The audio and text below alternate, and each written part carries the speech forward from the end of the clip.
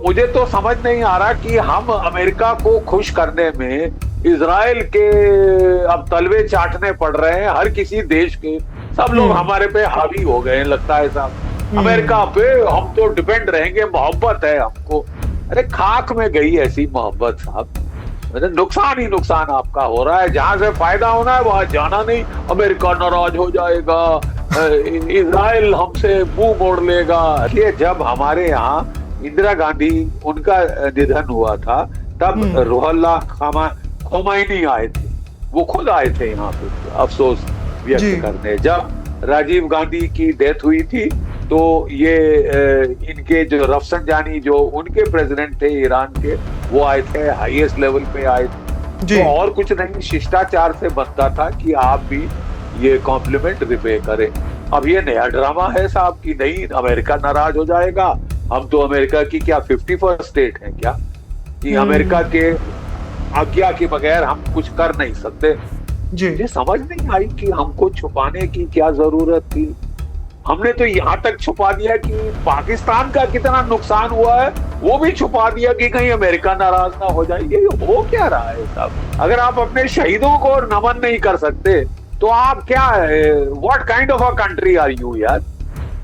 आप कैसा देश बनते जा रहे हो? अमेरिका अमेरिका अमेरिका अमेरिका जाए जहन्नुम में, लानत लगे ऐसे देश को। हम उसका एग्जाम्पल फॉलो कर रहे हैं कि वो अपनी कुर्बानियां नहीं बताता, छुपाता है अंडर द कारपेट। हम भी छुपाएंगे क्योंकि अमेरिका ने इंजन देने से मना कर दिया है। बोला जो 70 करोड़ का इंजन दे रहे थे वो 200 करोड़ में देंगे और महिमा मंडन करो। तो हम ये डील क्यों साइन कर लेते हैं, इतनी महंगी deal? You please ask the government. I don't sign those deals. Pakistan के पायलट्स इस वक्त चीन में J-35 स्टेल्थ फाइटर पे ट्रेनिंग ले रहे हैं। अगले साल उनके पास स्टेल्थ फाइटर आ जाएगा। इवन आई थिंक कि इतनी ज्यादा नीचताई, इतनी ज्यादा हरामजादगी तो शायद डोनाल्ड ट्रंप के भी पार हो। अब नेतन्याहू साहब क्या बॉम्बिंग करेंगे, पूरी दुनिया उनके ऊपर थूकेगी। ईरान यूएस वॉर खत्म हो चुका है या नहीं हो चुका, ये अब एक कंफ्यूजन बन के रह गया है। काफी सारी चर्चाएं हुई, काफी सारी मीटिंग्स हुई। अब डोनाल्ड ट्रंप ने बोला है एक और नई मीटिंग होने वाली है और वो होगी कतार दोहा में। यहां पर डायरेक्टली मिलेंगे ईरान और यूएस के जो लोग हैं, जो टॉप रैंक ऑफिशियल्स हैं, और वो ये डिसाइड करने की कोशिश करेंगे कि ये वॉर कैसे खत्म हो और स्ट्रेट ऑफ हॉर्मुज कैसे खोला जाए। इसी बीच ईरान ने अब इतने महीनों बाद डिसाइड किया है कि अली खामेनेई जो वहां के सुप्रीम लीडर थे, उनकी अब अंतिम यात्रा निकाली जाएगी। कम से कम 5 दिनों का आयोजन किया गया है। ये सारी डिटेल्स आपको बताएंगे।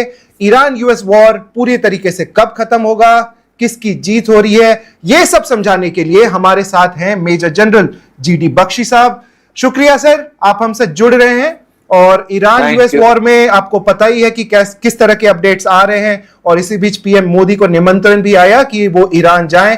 इन सब पर बात करेंगे। सबसे पहली अपडेट यह है कि डोनाल्ड ट्रंप ने फिर से एक मैसेज डाला है और इस बार वो बोल रहे हैं कि ईरान और यूएस के बीच दोहा में अब बातचीत होने वाली है। तो ये खबर आ रही है। बख्शी साहब, कैसे देख रहे हैं आप अब ये स्विट्जरलैंड और पाकिस्तान के बाद अब दोहा फिर से एक बार फिर? देखिए, जैसे ही ये cease fire memorandum of understanding sign हुआ था, इजराइल के प्रधानमंत्री नेतन्याहू साहब ने साफ कह दिया था कि इजराइल ने कोई सीज फायर साइन नहीं किया है, हम तो लड़ते रहेंगे। भाड़ में गया सीज फायर, भाड़ में गई दुनिया की इकोनॉमी जिसकी तबाही हो रही है।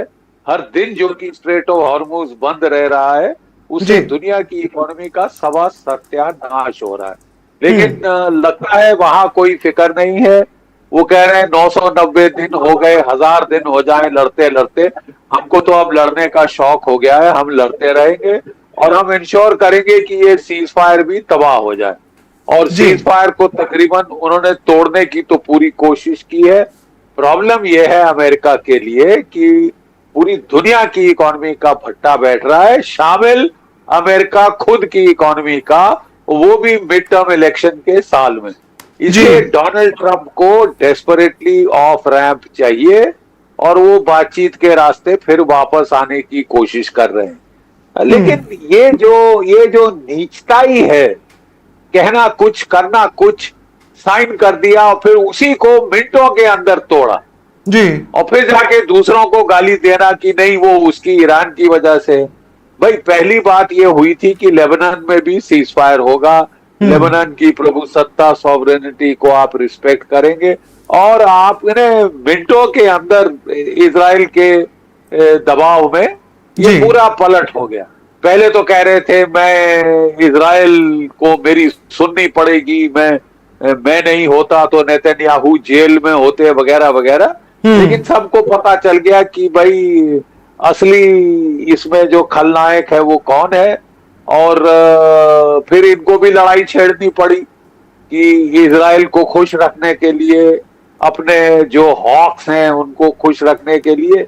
लेकिन जी। ये अच्छी तरह जानते हैं, डीप स्टेट अच्छी तरह जानती है कि ना अमेरिका अफोर्ड कर सकता है और ना दुनिया अफोर्ड कर सकती है ये लड़ाई का कंटिन्यूएशन। आपको पीस टॉक्स पे आना ही पड़ेगा। You will have to shut this stupid war down. So you think Qatar is going to be the last stop? Qatar पे जाके दोहा में जो मीटिंग अब होने वाली है, इससे इस युद्ध का अंत हो जाएगा? Straight of Hormuz finally will be open for everyone और ये तेल के दाम अब कम होना, तेल के दाम तो ऐसे ही अभी कम हो चुके हैं, लेकिन ये जो अभी शंकाएं बनी हुई हैं वो सब अब खत्म हो जाएगी इस मीटिंग के बाद। War will be over. Well we hope so. लेकिन जहां तक डोनाल्ड ट्रंप साहब का सवाल है, और ऊपर सोने पे सुहागा वहां नेतन्याहू साहब हैं, वो तो कह रहे हैं कि मैं ये डील रैक करके छोड़ूंगा। मैंने तो लड़ाई शुरू की थी कि अमेरिका ईरान को तबाह कर दे हमारे लिए। जी ठीक है, अब अमेरिका को 110 दिन से ज्यादा हो गए लड़ते हुए और उनको भी साफ दिख रहा है कि आप जितनी मर्जी बॉम्बिंग कर लीजिए, आप ना ईरान में तख्ता पलट कर पाएंगे, ना नेशन स्टेट डिस्ट्रॉय कर पाएंगे, ना न्यूक्लियर डील, ना मिसाइल डील, कुछ भी नहीं आपके हाथ में। ठीक है, आप लड़ना चाहते हैं, आप शौक फरमाते हैं तो आप शौक पूरा कर लीजिए। लेकिन इस शौक में दुनिया को शौक लग रही है, इकोनॉमिक दुनिया की तबाही हो रही है and you have to be bloody well concern. जी जी। जिस प्रकार से अभी अटैक्स की भी बात हो रही है कि कुवैत और बहरीन में कल ही ईरान ने अटैक किया है और ऑफ कोर्स यूएस ने भी दोबारा अटैक किया, तो ये जो वॉर है सर, आपने कभी इस तरह की चीजें देखी है क्या बख्शी साहब की? एक तरफ मतलब चर्चाएं हो रही है, शांति वार्ताएं हो रही है, इतना ज्यादा सीरियसनेस दिखाया जा रहा है, और दूसरी तरफ एक जो वॉर है वो चल ही रही है, मतलब अटैक्स हो ही रहे हैं। ऐसा कभी आपने देखा है, इस तरह का वॉर देखा है आपने और पीस टॉक्स? नहीं, देखिए इस टाइप की चीज तभी होती है जबकि एक साइड बिल्कुल ही जिसके ना अनट्रस्टवर्दी हो जाए, कहे कुछ करे कुछ, दिन में 3 बयान बदली करे और चौथे दिन एक और बयान दे दे। तो डोनाल्ड ट्रंप को तो ट्रस्ट करना किसी नॉर्मल इंसान के लिए अब it's not possible, it's not possible. और ऊपर से फिर मैंने बताया ना, सोने पे सुहागा, जहां वो लाइन पे आ गए। For the first time in his second presidency, he did something sensible by trying to shut the war down. उसी वक्त नेतन्याहू ने बोल दिया, ऐलाने जंग कर दिया कि हम तो साहब ये लड़ाई रुकने नहीं देंगे, हमें तो शौक हो गया है लड़ने का। चाहे दुनिया की इकोनॉमी जाए भाड़ में, अमेरिका की इकोनॉमी जाए चूल्हे में, भारत की इकोनॉमी जाए खड्डे में, हमें कोई परवाह नहीं, हमको लड़ने का शौक है, हम तो लड़ते रहे। जी। नेतन्याहू ने एक डील भी की है लेबनान के साथ, ऐतिहासिक डील माना जा रहा है क्योंकि एक दुश्मन देश के साथ डील की है। और लेबनान में अभी आपने सुना होगा कि सिविल वॉर शुरू हो चुका है क्योंकि इजराइल के साथ समझौता किया है। ये डील जो है इनकी सर, उसको थोड़ा अगर आप समझा पाए। इतने सारे वॉर में लेबनान का बहुत सारा हिस्सा उन्होंने पहले लिया है, सीरिया का बहुत सारा हिस्सा लिया है, अभी आईडीएफ काफी हद तक अंदर जा चुकी है लेबनान के, और वो बोल रहे उस एरिया को नहीं छोड़ेंगे। इसका असर हो सकता है इस पीस डील पे, और फिर से जैसे पहले ये डील्स बर्बाद हो गई, पूरी नहीं हो पाई, वैसे ही फिर से नेतन्याहू की वजह से ये डील जो कतार में हो सकती है वो फिर से कैंसिल हो जाए? नहीं, हो जाए क्या, वो तो तकरीबन कैंसिल हो गई थी ना। He succeeded in restarting the war between America and Iran. जी। Netanyahu totally succeeded. जो भी मर्जी चै डोनाल्ड ट्रंप कह रहे थे, गाली गलौज कर रहे थे नेतन्याहू को, उनको घुटने टेक के लड़ाई दोबारा शुरू करनी पड़ी। अब पूरे अमेरिका में अब लोग परेशान हो गए हैं क्योंकि जी। उनको लग रहा है कि एक छोटा सा देश हमको हमारे ऊपर राज चला रहा है, हमारे ऊपर हुक्म चला रहा है, और हम लोग, हमारे नेता, हमारी कांग्रेस, हमारा प्रेसिडेंट, वो सब गुलामी दिखा रहे हैं एक छोटे से देश की, जो कि हमारी दुम मरोड़ रहा है। The tail is wagging the dog. जी। और इस डील के बाद अगर ये वॉर खत्म हो जाती है, 6 बिलियन की बात कर रहे पेजेश्कियान की, Iran will recover 6 billion funds frozen in Qatar under Islamabad MOU, और उसके अलावा भी बातें हो रही है कि सैंक्शंस शायद हटा दिए जाएंगे। आप कैसे देखते हैं वॉर के बाद ईरान किस प्रकार से उभरेगा? आई थिंक आपको लगता है कि Iran is already a winner in this war, but उभरेगा किस प्रकार से as a powerful nation in the world sir?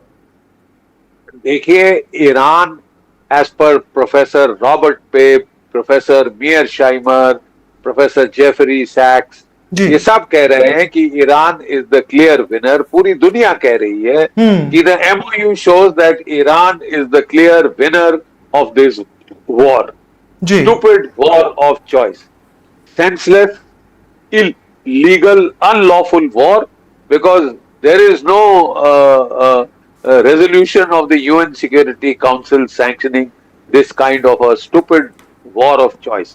और इसके अलावा ईरान जो है वो by controlling the Gulf of Hormuz, it has emerged much stronger.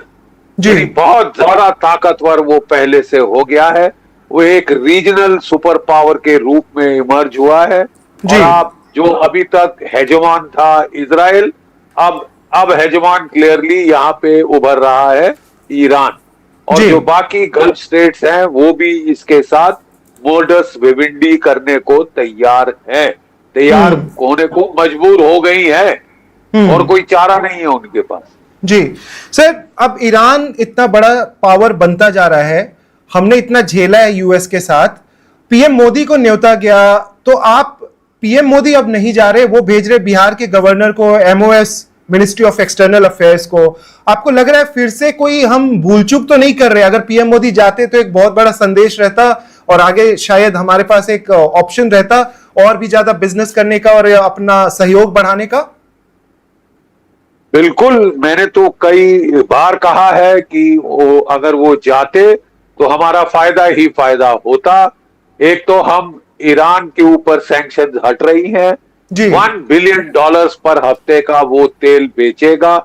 हमको अपना स्ट्रेटेजिक पेट्रोलियम रिजर्व जो एक्सपेंड हो गया है उसको पूरा करना है, उसकी पूर्ति करनी है, मेकअप करना है। हमको ज्यादा से ज्यादा ईरान का तेल खरीदना चाहिए क्योंकि वो सबसे नजदीक। और दूसरा, हमको जो रिकंस्ट्रक्शन ऑफ ईरान में है उसमें बड़ा हिस्सा पार्ट लेना चाहिए। हमको चाबहार का पोर्ट दोबारा उस पर काम शुरू करना चाहिए।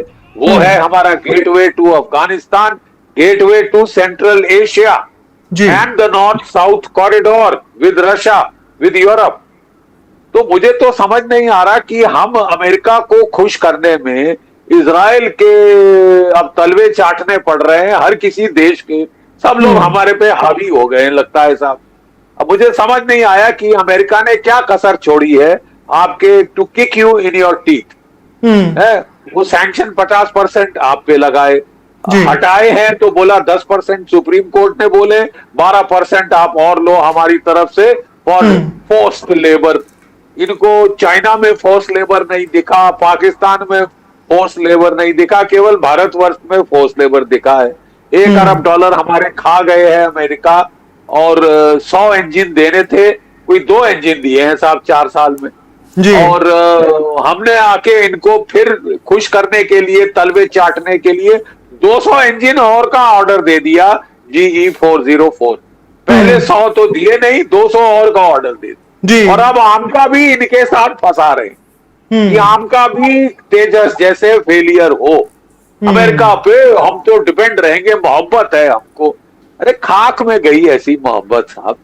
मतलब नुकसान ही नुकसान आपका हो रहा है। जहां से फायदा होना है वहां जाना नहीं, अमेरिका नाराज हो जाएगा, इजराइल हमसे मुंह मोड़ लेगा। अरे हाँ। उसको हमारी भी जरूरत है, केवल हम्म। हमको औरों की जरूरत नहीं है साहब। तो फिर इस आई वॉर से आई शायद हम नहीं सीख पाए क्या? क्योंकि अगर ईरान को हमने एज ए क्लियर विनर हमें दिख रहा है, ईरान का दबदबा हमें दिख रहा है, तो फिर भी हमने नहीं सीखा कि हमें जाना चाहिए था और अपने संबंध अच्छे करने चाहिए थे।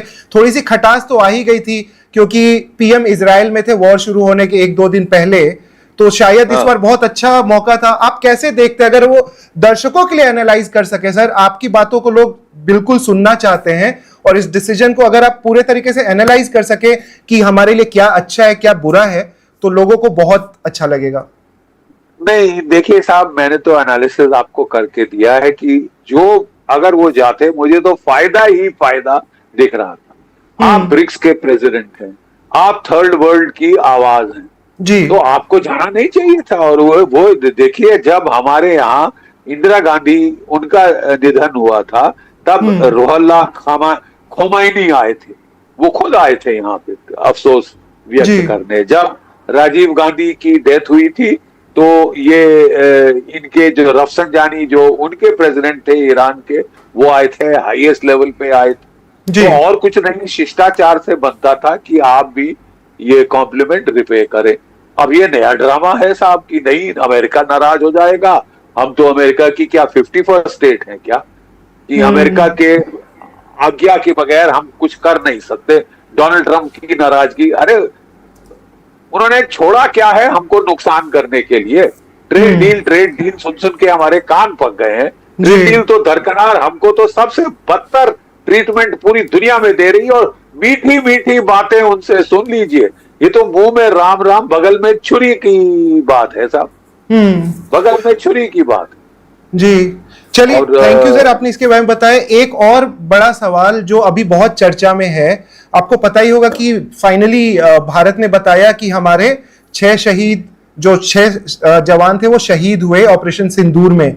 अब एक जो राजनाथ सिंह जी का वीडियो है वो बहुत वायरल हो रहा है, जो उन्होंने पार्लियामेंट में जुलाई में स्टेटमेंट दिया था और उन्होंने कहा कि हमारा कोई भी जवान शहीद नहीं हुआ। अब ये बहुत ज्यादा कॉन्ट्राडिक्टरी था और जनता बड़ी हैरान है कि ऐसा कभी कैसे हो सकता है कि शहीदों की बात हुई और उनको सैलरीज भी जारी थी 12 महीनों के लिए, और अब उन्हें बताया जा रहा है। ये क्या तरीका होता है सर? पूरा मामला कैसे, ये जो है सरकार कैसे इसको देखती है, आर्मी इसको कैसे देखती है, आप कैसे देखते हैं जो भी हुआ? क्योंकि अब बोला जा रहा है कि राजनाथ सिंह ने शायद मिसलीड किया कंट्री को, and he is the defence minister.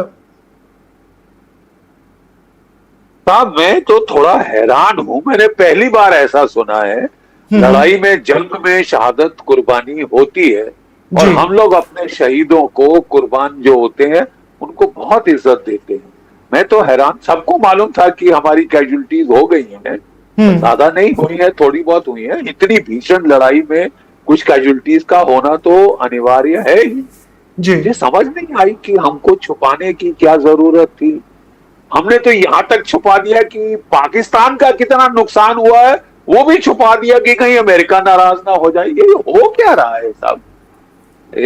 हर लड़ाई में हमने देखा शहीदों की जो चिताओं पर जो लोग हजूम आता है, वो हर टीवी कैमरा उसको कैप्चर करता है, पूरे देश को दिखाते हैं, पूरा देश नमन करता है शहीदों को।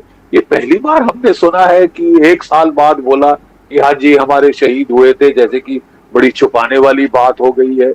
ये साहब कुर्बानी दी है, शहादत दी है, वो इज्जत की बात है ना, उसको इज्जत बख्शी जानी चाहिए। ये नया क्या हमारे देश में एक नया ड्रामा शुरू हो गया है साहब। ये आई कांट अंडरस्टैंड, इसकी वजह क्या है? I fail to understand. But as a army veteran it must be painful, and how do you feel about it? आपके मन में दोस्तों से बात होती है तो क्या बात होती है? ब्लडी वेल पेनफुल यार। अगर आप अपने शहीदों को नमन नहीं कर सकते तो आप क्या, what kind of a country are you यार? आप कैसा देश बनते जा रहे हो? आप मतलब कहना क्या चाहते हो, करना क्या चाहते हो? I haven't understood.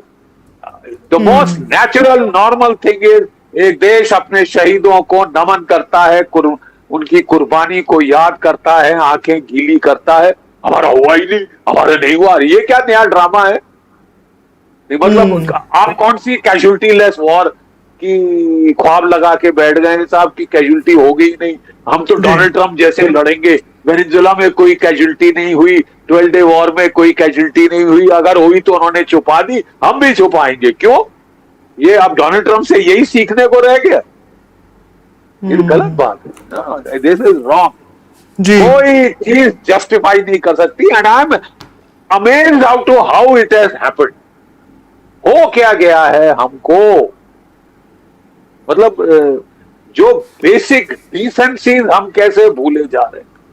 America America America America जाए जहन्नुम में, लानत लगे ऐसे देश को। हम उसका एग्जाम्पल फॉलो कर रहे हैं कि वो अपनी कुर्बानियां नहीं बताता, छुपाता है अंडर द कारपेट, हम भी छुपाएंगे। अरे जी, सीखना है तो कोई अच्छी बात सीखिए। तो इसका ये क्या असर, नई चीज हम सीख रहे हैं? इसका असर हमारे जो आर्मी जवान हैं उन पे किस तरह का असर देखते हैं, और वो कैसे फिर इसको लेंगे? ऑफ कोर्स इतना बोलते तो नहीं है, बिकॉज आर्मी जवान they keep their reputation and everything and they don't get into the politics of course, लेकिन वो जो मेंटल जो प्रेशर है या जो मेंटली इम्पैक्ट करता होगा ये चीजों को, तो आप आर्मी जवानों को क्या मैसेज देना चाहेंगे? वो भी हमारा चैनल देखते हैं सर, कि how to deal with this. नहीं, I am not into messaging and any of those sort of thing, but जी। मैं कह रहा हूं कि उनको भी दुख हुआ है, हम वेटरन्स को दुख हुआ है, वी हैव जी। फेल्ट बैड, हमें हैरानी हुई, we are amazed that this can happen in India. Bharatvarsh जी में ये हो सकता है।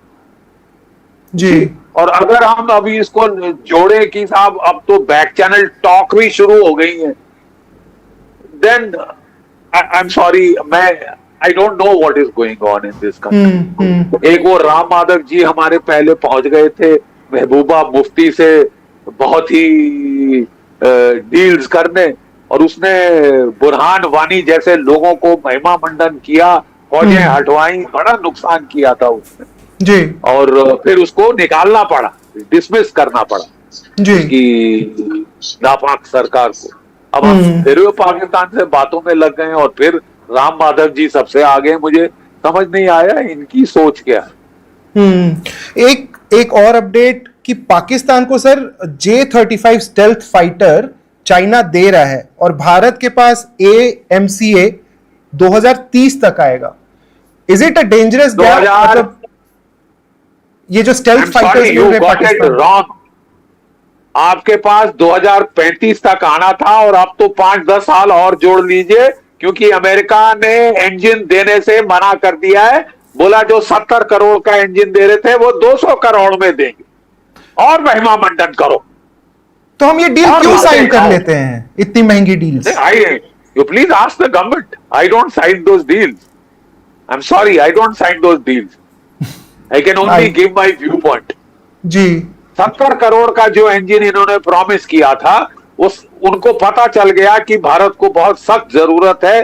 भारत को एयरफोर्स कमजोर हुई जा रही है पाकिस्तान के मुकाबले भी, और जैसे आपने बताया कि पाकिस्तान के पायलट्स इस वक्त चीन में J-35 स्टेल्थ फाइटर्स पे ट्रेनिंग ले रहे हैं। अगले साल उनके पास स्टेल्थ फाइटर आ जाएगा। हमको रूस ने ऑफर दिया था कि हम आपको टेक्नोलॉजी ट्रांसफर करेंगे, सोर्स कोड देंगे, अपने देश में बनाओ। अमेरिका नाराज हो जाएगा, हम नहीं ले सकते, हाय हाय हम कैसे ले सकते हैं? तुम्हारो व्हाट एल्स कैन वन से यार जी कि मती मारी गई है क्या? आपको हो क्या गया है? आपको क्या मोहब्बत जताने की मजबूरी क्या है? वो लात पे लात आपको मारे जा रहा है। जितना इस तरह की गिड़गिड़ाई करोगे और अपनी बेइज्जती कराओगे, और अपनी बेइज्जती कराओगे। लेकिन नहीं, हमारी तो पूरी पॉलिसी अमेरिका की तरफ है। अमेरिका जहान बहादुर, कंपनी जहान बहादुर। हमने 250 साल अंग्रेजों के तलवे चाटे, अब अमेरिकनों के तलवे चाटेंगे। हम नहीं चाटेंगे साहब, आप चाटिए, मुबारक हो आपको तलवे चाटना। जी अब एक दो सवाल और है सर, अब बस हमें ये थोड़ा समझा दीजिए, अब के समय में जिस प्रकार से काफी कुछ बदल चुका है, भारत के लिए अब असली दुश्मन कौन है? पाकिस्तान ही रहेगा हमारा मेन दुश्मन की धीरे धीरे अब ये चाइना और बाकी के देश, कोई नया दुश्मन भी हमारे लिए बनता जा रहा है। बांग्लादेश में भी जैसे माहौल बहुत अलग हो चुका है। अब तो बालेन शाह जो मतलब नेपाल के पीएम बने हैं, वो भी भारत के अगेंस्ट बोलने लग गए हैं। तो हमारे दुश्मन थोड़ा बढ़ते जा रहे हैं, तो हमें किस प्रकार से अपनी स्ट्रैटेजी रखनी चाहिए आगे के लिए? देखिए साहब, आपको अपनी ताकत बढ़ानी होगी। अगर जेट इंजन डील आपकी सारी अमेरिका साबोटाज कर रहा है, तो जेट इंजन अगर जल्दी टाइम में नहीं बन पाएंगे, आमका नहीं बन पाएगा, एक तो आपको रूस से Su-57 जल्द से जल्द ले लेना चाहिए, नंबर 1। नंबर 2, खूब तादाद में ब्रह्मोस मिसाइल बनाए, वो आपके देश में बन रहे हैं। लॉन्ग रेंज क्रूज मिसाइल बनाए, वो आपके देश में बन रहे हैं। Pinaka multi barrel rocket launcher regiments और बनाए, आपके देश में, आपके आत्मनिर्भरता प्रोग्राम के तहत बन रहे हैं। आपकी मीडियम गने और बनाए, जो कि एटैग्स है, जो कि आपका टाटा एडवांस सिस्टम और कल्याणी फोर्ज ने अपने ही देश में बनाया है। उसका आपने 300 का ऑर्डर दिया। मैं बता रहा हूं कि जब मैं सन 2000 में मिलिट्री ऑपरेशंस डायरेक्टरेट में तैनात था, तब हमने 1200 ऐसी गनों की डिमांड करी।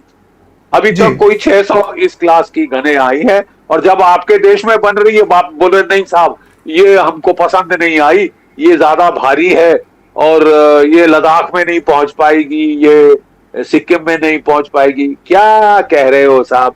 लद्दाख में 50 टन का वज्रा पहुंच सकता है, 18 टन की एटैग्स नहीं पहुंच सकती। सिक्किम में 45 टन का T-72 पहुंच सकता है, ये 18 टन की गन नहीं पहुंच सकती। ये मुझे लॉजिक नहीं समझ आया। आपको जल्द से जल्द, वक्त आपके पास सबसे बड़ी कमी है वक्त की। खतरे आपके बढ़ते जा रहे हैं, ताकत आप कम करे जा रहे हैं। ये भी नया ड्रामा है। तो और कुछ अजीब सोच आई जा रही है कि शहीद हो जाए तो बताओ नहीं, छुपा लो।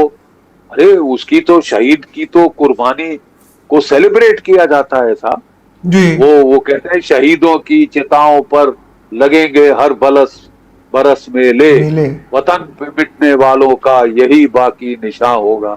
अब हमारे यही एक रह गई थी ड्रिल कि हम अपने शहीदों को पुरजोर और पूरे जोशो खरोश के साथ विदाई देते थे। अब वो भी नहीं नसीब होगा साहब, क्योंकि अमेरिका बहादुर नाराज हो जाएंगे। तुम और तुम्हारा अमेरिका, तो आप जानो वो जाने, हमको तो समझ नहीं आते। समझ गए, लेकिन जनता समझ रही है सर। बस जाते जाते आखिरी सवाल, एक जीडी साहब, ये बहुत लोगों का क्वेश्चन है कि अमेरिका हो सकता है कि अब खामेनेई का जो बड़ा रिचुअल होने वाला है, फ्यूनरल होने वाला है, उसमें क्या ये लोग, क्योंकि जिस प्रकार की इनकी स्ट्रैटेजीज रही है और जिस प्रकार से इन्होंने वायलेंस किया है, क्या ये भी पॉसिबिलिटी है कि अमेरिका, ट्रंप जैसा पागलपन उन्होंने दिखाया है कि ये रिचुअल्स और लास्ट राइट्स और एक बड़ा ग्रैंड इवेंट हो रहा है, उस समय क्या कोई वो स्ट्राइक कर सकते हैं? इस तरह की भी पॉसिबिलिटी है, क्योंकि मुस्तफा खामेनेई फाइनली पहली बार हो सकता है कि वो बाहर आएंगे और वो पब्लिक के सामने होंगे। और दूसरा सर, ओवरऑल आपको क्या लगता है ये वॉर कब खत्म होने वाला है? जब हम इसकी चर्चा ही करना बंद कर देंगे,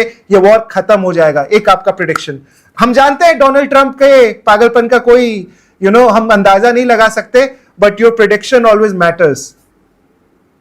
नहीं, my prediction was that Donald Trump को इतनी अकल तो है कि उसकी वजह से, नेतन्याहू की वजह से दुनिया की इकोनॉमी तबाह हो गई है, शामिल अमेरिका की इकोनॉमी तबाही की ओर जा रही, शामिल अमेरिकन इकोनॉमी।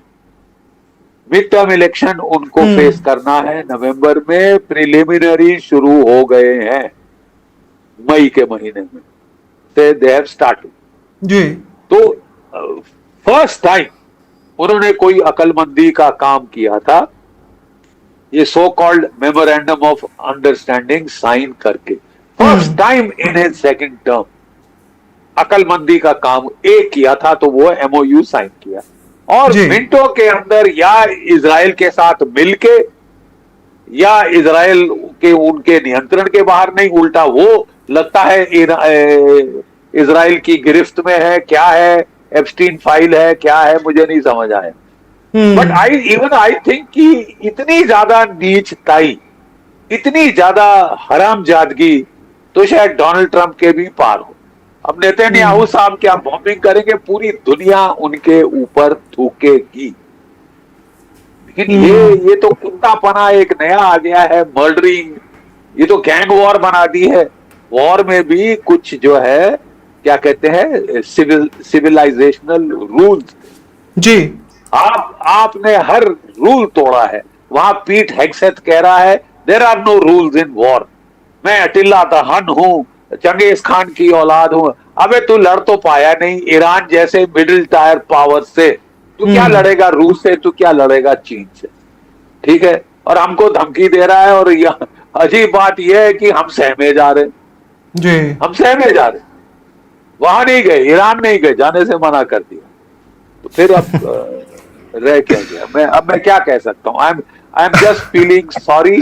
आपकी एक फोटो बड़ी वायरल हो रही थी, मोदी जी के बगल में आप बैठे हुए नजर आ रहे थे। तो आपसे तो बात होती रहती है मेरी, इस वजह से मैंने आपसे पूछ ही लिया सर। कुछ आपने उनको बोला sir these are the changes that we can do? मौका मिला बात करने का, समझाने का? नहीं, आई मस्ट थैंक हिम। वो जरूर आए, he shook my hand, I was very honoured, but ज्यादा कोई कहने सुनने का टाइम नहीं मिला, उस वक्त नहीं था, मौका नहीं। जी चलिए, शुक्रिया आप हमसे जुड़े मेजर जनरल जीडी बख्शी साहब, और हमें यह पूरा मामला समझाया और बेबाक होके अपनी आपने सारी राय रखी। बहुत अच्छा लगा सर, और दोबारा हम आपसे जरूर जुड़ेंगे। बहरहाल हम आपको थोड़ी सी अपडेट और दे देते हैं कि अभी डोनाल्ड ट्रंप ने एक नई अनाउंसमेंट की है। फिर से उन्होंने अपने ट्रूथ सोशल पर एक नया मैसेज लिखा है और उन्होंने कहा है कि अब एक अगला चरण इनके कॉन्वर्जेशन का, ईरान यूएस वॉर में एक अगला चरण कॉन्वर्जेशन का शुरू होने वाला है। वो कल से शुरू होगा।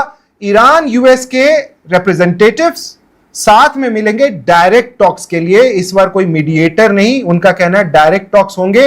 हाउएवर आपको पता है 28 तारीख से अभी तक कितने दिन हो गए, कितनी बार डोनाल्ड ट्रंप ने इस युद्ध को बंद करवाया है, कितनी बार इन्होंने फिर से चालू करवाया है। और आपको यह भी बता दें कि कल ही कुवैत और बहरीन, जहां पर 5th फ्लीट है यूएस आर्मी की, यूएस बेसेस हैं, वहां पर बहुत ही जबरदस्त अटैक हुआ है और उसका पूरा जिम्मा ईरान ने लिया है। तो भले ट्रंप कुछ भी बोले, लेकिन अभी वॉर चल रही है, सीज फायर्स फेल हो रहे हैं। और अली खामेनेई जो कि मारे गए, शहीद हो गए, उनका फाइनली उनका फ्यूनरल होने वाला है 4 तारीख को। पीएम मोदी को इनवाइट किया गया था उसमें जाने के लिए, लेकिन भारत ने डिसाइड किया हम भेजेंगे बिहार के गवर्नर को ईरान। तो ये है हमारी स्ट्रैटेजी, ये है हमारी policy. Subscribe to One India and never miss an update. Download the One India app now.